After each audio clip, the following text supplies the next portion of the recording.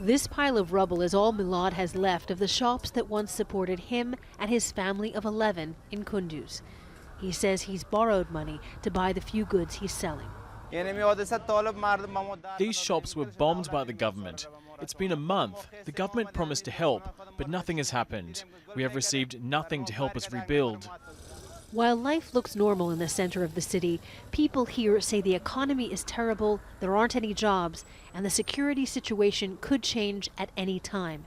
That even though additional security forces are deployed here, the Taliban could come back.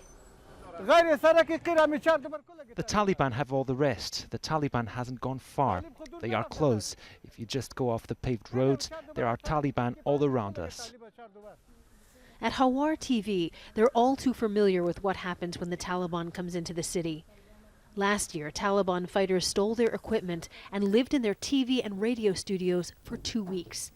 This year, their gear was stolen again. The Taliban intentionally target the media because they think they are working for the government, reflect the voice of the government, or help their forces. They want to stop them.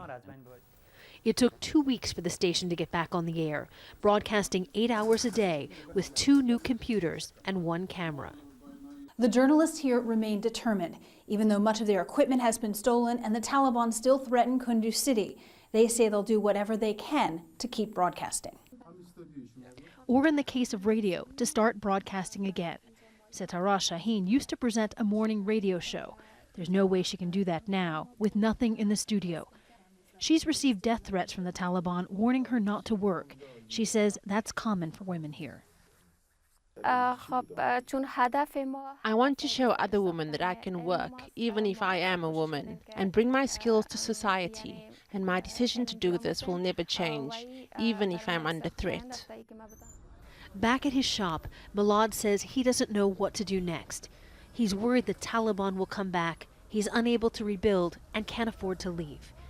His fate is tied to Kunduz, and he hopes this time the government will be able to maintain security so he can start over.